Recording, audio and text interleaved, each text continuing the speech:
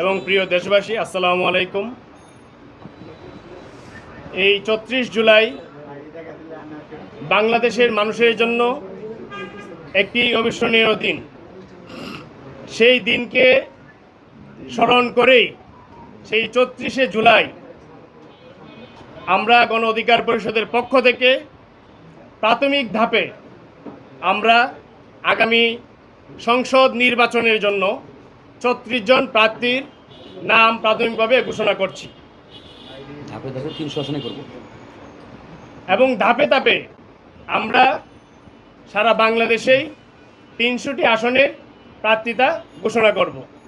প্রিয় সাংবাদিকবৃন্দ, জনাব নুরুল হক নূর, সভাপতি, গণ অধিকার পরিষদ, সংসদীয় আসন ১১৩, পটুয়াখালী ৩,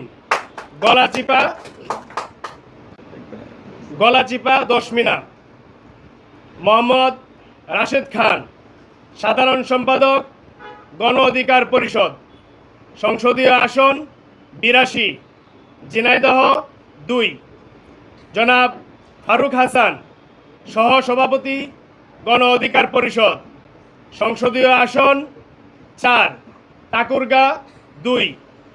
জনাব হাসান আল মামুন, সিনিয়র যুগ্ম সাধারণ সম্পাদক, গণ অধিকার পরিষদ, সংসদীয় আসন ১৫৮, নেত্রকোনা ২, সদর বারহাট্টা। জনাব আবু হানিফ, সংসদীয় আসন ১৬২, কিশোরগঞ্জ ১, নির্বাচনী এলাকা সদর হোসেনপুর। জনাব শাকিল উজ্জামান, উচ্চতর পরিষদ সদস্য ও কেন্দ্রীয় দপ্তর সম্পাদক, সংসদীয় আসন ১৩১, টাঙ্গাইল ২। হানিফ খান সজীব, উচ্চতর পরিষদ সদস্য, গণ অধিকার পরিষদ, রংপুর ১। শহীদুল ইসলাম ফাহিম, উচ্চতর পরিষদ সদস্য, পটুয়াখালী ১। আব্দুল জাহের, সংসদীয় আসন ৪, নোয়াখালী ৪, সদর সুবর্ণচর।